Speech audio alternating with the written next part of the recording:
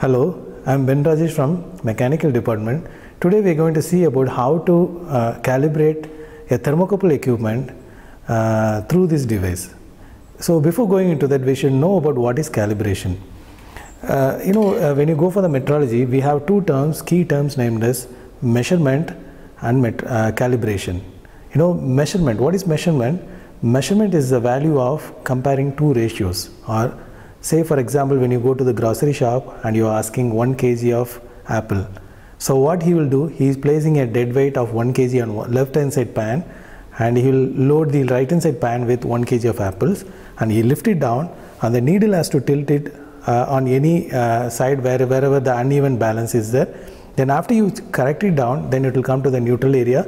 Then what is the meaning of it? It was the unknown quantity of the apple is equivalent to the known kg of 1 kg dead weight. That we call it as the measurement. So measurement is the value of taking two ratios. One is a known ratio, the other one is an unknown ratio.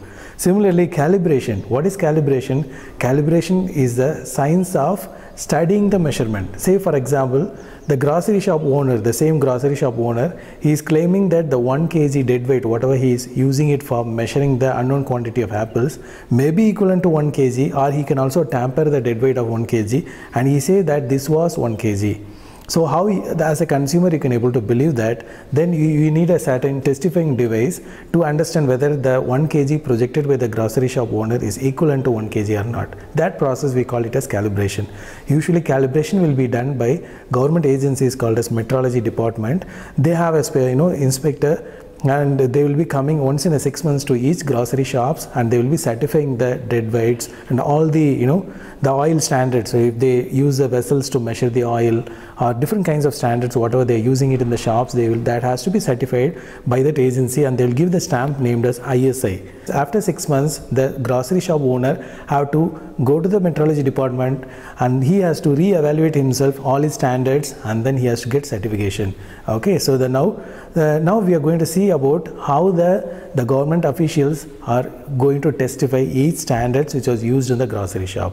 One such was the measuring your thermometer. Say for example, if you went to the hospital and the nurse was inserting a thermometer inside your tongue and is saying that you have 80 degree, 90 degree, how you will believe that? Maybe mercury will have a different boiling point, and you are located in a cold environment where the climate temperature was boiled down to less than 30 or less than 20 degrees centigrade. So you have a fever, and the mercury will be reacting according to the environment, and we can't believe the mercury is the exact value which was displayed on the graduated device. So we need a certain testifying device that will tell you exactly that whether the measurement of your mercury thermometer is right or not. For that we have a special kit named as calibration of thermocouple. So first I have told you what is calibration. Calibration means comparing two equipments. One is your equipment, whatever which is used in the day-to-day practice. The other one which will be in the lab. We call that as a primary standard. Primary standard is the one which will be calibrated to the high precise value, and that value will be compared with the day-to-day practice equipment which will be used in the grocery shops. Say for example, I told you 1 kg dead weight, or the standard thermometer which is used in the hospitals. So these two has to be calibrated once in 6 months for the regular day-to-day practice use. So for the lab we have a primary standard, we call it as calibration of thermocouple. I have told you what is calibration. Now we'll go for the thermocouple. Thermocouple, this was a term coined by a person named as Seebeck in the year 18th century. What is the definition behind thermocouple? It was born with the theory of Seebeck effect. The effect was named after the scientist Seebeck. Basically, he was doing an experiment in his lab. He identified a random, unique results from that experiment, and he tried to understand what is that. He had a hot water in a vessel, and the other one is a cold water, and he inserted a specific device called as a thermocouple. Okay, so this is a thermocouple, and he inserted the same thermocouple. He made two identical pieces of thermocouple, and one in a hot part, the other one in the cold part. Okay, and he has connected with the ammeter. And now he find out the remarkable value which was shown in the ammeter. Usually ammeter is a device used for measuring your current generation, power generation. Okay, so this thermocouple was inserted, one in the hot water and the hot water kettle, and the other one is in the cold water kettle. Now he connected the port with the ammeter, and he find out that the difference in the temperatures on the two extreme junctions can able to provide a tiny EMF, and it can able to generate the amperes in the form of milliampere units. And he tested with different compositions, and he developed a Seebeck effect with 3 basic points. One is that the composition, whatever you are using it here, should not be a like one. Say for example, if you take a copper, the other side should also be not a copper, it should be a different material. So basically what they'll use, here this couple we call it as J-type thermocouple, which is in the black color, which is used for identity. Black color wire will be used for J-type thermocouple, and it will be made up of Constantine and aluminum. Aluminum and Constantine are combined together and formed alloy, and this will be kept inside a tiny cylinder. This is a hollow cylinder inside which we have a soldered two material together, and this was the outside capsule to prevent the direct entry of water inside the junction. So this was a protective layer, and these two the alloys which will be welded together and it will be kept inside. So these two identical pieces, if you kept it in the two different junction, one at the hot water junction, the other one in the cold water junction, the difference between these temperature will be responsible for generating your power in terms of milliamperes. Second condition is saying that if both kettles have the same temperature, say one in 32 degree and the other kettle is also on 32 degree, and you are keeping the J-type thermocouple on both sides, there will not be any power generated. Then he concluded, the second statement said that if you don't have any difference in the temperature, there will not be any chance of generating your power. And third one, he said that if suppose you have, instead of 2 junctions, if you have 3 junctions, then what is the power you can able to get? So he said that if suppose one at the 34 degree, other one is at 23, and the third one is at 12 degrees centigrade. So each difference, like 34 minus 23 will be the A, and 23 minus 12 will be the B. So A plus B, the difference, the accumulation of two differences will provide a combined ammeter here. That means the power which is whatever displayed on the ammeter will be will be generated because of the difference between 3 kettles instead of 2 kettles. So this was the 3 basic points he has generated. So for your understanding, I am recapping it again. We should not use a same material. Say for example, if you use copper at one side, the same copper should not be welded on the other side. These two materials should be unique metal, and it has to be soldered together. Second law is saying that if you have 2 kettles of water, should not be in same temperature. And third one, he said that instead of 2 kettles, if you have 3 kettles of water, 3 at boiling at 3 different temperatures, and the power generated will be because of the difference between 3 kettles. These are the 3 laws he has made. Then that becomes a basis for creating your calibration of thermocouple. Now we will go inside how to measure that equipment. So first one, like when you see this kit, we have 2 probes which is coming on from the 2 sides. One is your RTD, resistance temperature detector. I told you that calibration is a process of comparing 2 equipments. One equipment, I have to treat that as a standard equipment or ideal equipment. Whatever this equipment probe is going to say, that value I have to believe, and I am going to say that this was the perfect value. There will not be any chance of getting error inside that. So if suppose any variation is there, then that will be, I try to convince that even if it has some adverse effects on the environment, but that will not be going to degrade the measurement efficiency of this equipment. So that is my belief, and that makes it to be selected as ideal equipment. So what is the ideal equipment? RTD, resistance temperature detector, and that will be identified by white wire. So for your understanding, you can keep that as white wire. So this will be connected on one side, and the probes, like we have 2 probes. One has see here, this is RTD probe, which will be having a VGA type junction, and we have to insert it here. And the right side dial, we have 2 displays here, and the right side display will tell you what is the temperature of your water. The cold water was placed inside, and this was your RTD sensor, which is your standard equipment. I am going to connect with the right side display, and that is saying that 28.3 degrees centigrade. So I believe this as the unargumentable accepted value. There will not be any chance of tampering or any kind of deviation will be there. No bias, it's an accurate value. So with that, I'm going to compare our thermocouple. So what I'm trying to say that thermocouple is a variable here. Thermocouple may have some errors inside, inherited errors will be there. So we are going to test how far it is having an equivalent efficiency with respect to this equipment named as RTD, resistance temperature detector. So the first one, we have to insert this one, and second one I'm going to insert my thermocouple inside, and this value should also be monitored by these probes. You know, we have a red junction, other one is a blue junction. These two will be telling you carrying you the positive and negative signal of your electrical current which was carried over from there. So your red with the red probe here, and your black plug with your black probe. So after you connect it down, you will get some values from this display, the left side display. Okay, so now the next step for yourself is you have to give the equivalent value. That means, you know, you have to start the values from same origin. You know, when you plot the graph, both values has to start from the same point.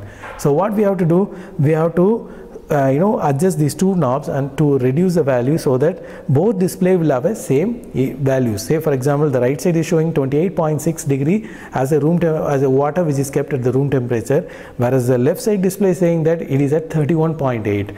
So I have told you that the right side equipment will not lie at any point. So the white color wire which has the RTD equipment inside will not have any chance of biasing value. So I'm going to fix this as to the right value, and the other one I'm going to modify, or I'm going to correct it down as like zero error correction. I'm going to correct it down so that both values has to start from the same point.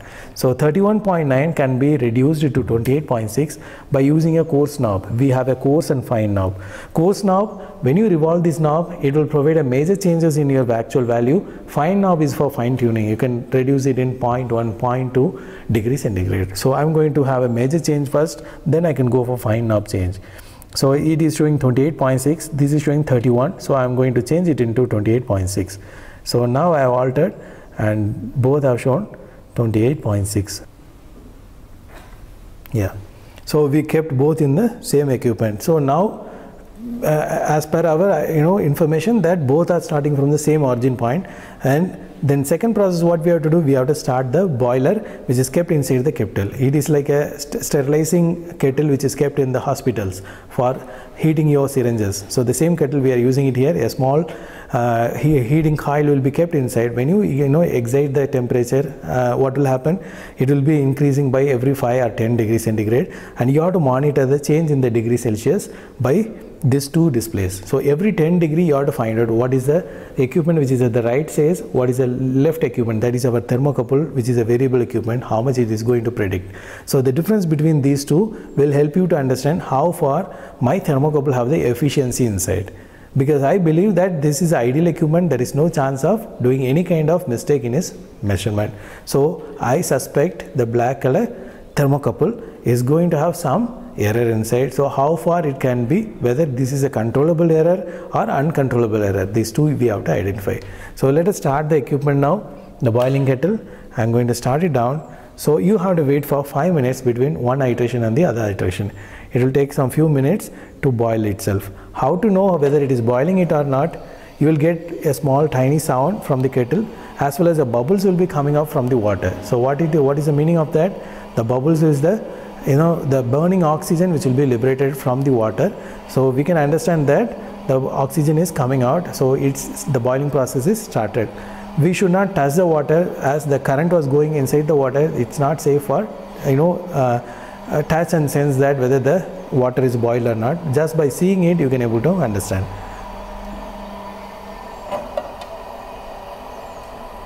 So if you see the display here, now both displays have started moving now. So we started with 28.6 from the right display. So we have to wait for another 10 degrees centigrade increase. So that should be 38.6. After it reaches 38.6, what is the corresponding value from according to 38.6 of RTD temperature? So that will be your exact temperature of thermocouple.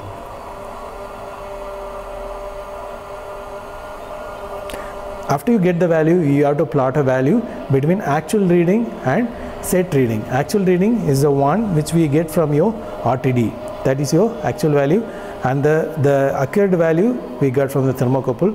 So by this we can get the linear graph. So we can able to understand in which directions your trend of your graph is moving. So it reaches 38.6, the right value is 46.5 for the thermocouple of J type. So in this way we have to take it for every 10 degree hike.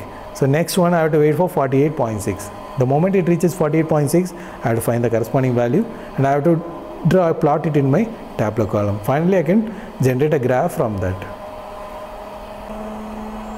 Now it is reaching 48.6, the corresponding value is 60.6 degrees centigrade. In this way we have to repeat your iteration for every 10 degrees centigrade. You can go up to 75 or 80 degrees centigrade.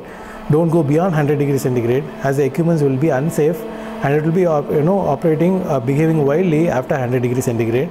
So we can operate under 100 degrees centigrade. That will be safe for us, and you can able to take the value, plot it down. This equipment is very easy for us because it don't have any calculation. Directly you can plot the value, get the graph, and you can get the observation from the graph and write it down your result.